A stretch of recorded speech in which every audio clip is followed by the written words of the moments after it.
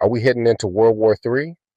Iran, Israel, Russia, Ukraine, NATO, the United States. These are not all the same war, but I've been asking myself a question. What happens if they stop staying separate? Don't look at this as a Republican. Don't look at it as a Democrat. For just a few minutes, let's look at what's happening in the world around us because I think we need to pay attention. Start with Iran. We're way beyond sanctions and threats now. The United States and Iran are already in direct conflict. Attempts to reach a permanent peace agreement have stalled, and Iran has threatened to return to a fully offensive military posture. Then there's the Strait of Hormuz. Before this war, roughly one-fifth of the world's oil and liquefied natural gas shipments move through that waterway. Today, shipping through it has been severely disrupted. Ships have been attacked. The United States and Iran are making competing claims about who controls the waterway. Now think about that. This isn't something happening somewhere far away that can't touch us. When you start disrupting one of the world's major energy routes, eventually the effects can reach everybody. But Iran isn't standing by itself. Israel is already tied into this conflict. The United States is tied into it, and tensions continue throughout the Middle East. So, what happens if this thing grows?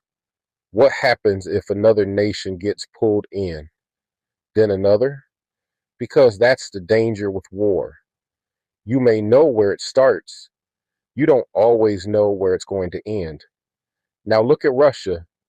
While all of this is happening in the Middle East, Russia and Ukraine are still at war. And right along Ukraine's western edge sit NATO countries: Poland, Lithuania, Latvia, Estonia. Those countries aren't Ukraine, they're NATO. And that's an important difference. Poland and the Baltic states have recently increased security around critical infrastructure because of concerns involving Russian sabotage and possible false flag attacks. Russia denies those accusations. But here's what concerns me. What happens if something eventually happens that isn't sabotage? What happens if Russia crosses that line? Because under NATO's collective defense principle, an armed attack against one member can be treated as an attack against them all. And America is part of NATO.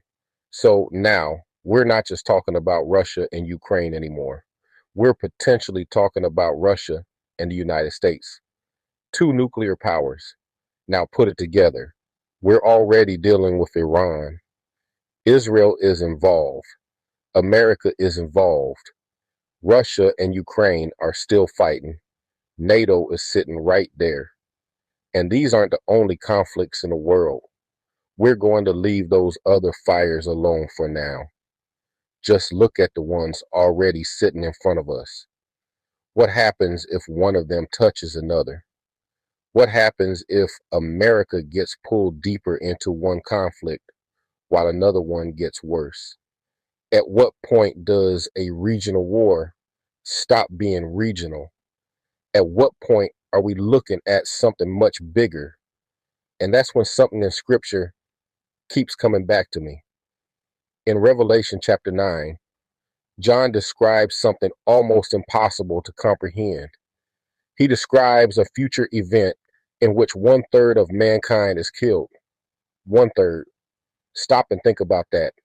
Not one-third of a city, not one-third of a country, one-third of mankind. Revelation chapter 9, verse 18 describes the destruction in connection with fire, smoke, and brimstone. Now, I'm not going to sit here and tell you that's World War III. The Bible doesn't say that. John doesn't call it World War III. So I'm not going to put those words in his mouth. But I am going to ask a question. Humanity now possesses weapons capable of destruction on a scale people living 2,000 years ago could hardly have imagined. And we're watching nuclear powers standing on opposite sides of conflicts happening around the world. So, is Revelation talking about World War III? I don't know. Only time will tell.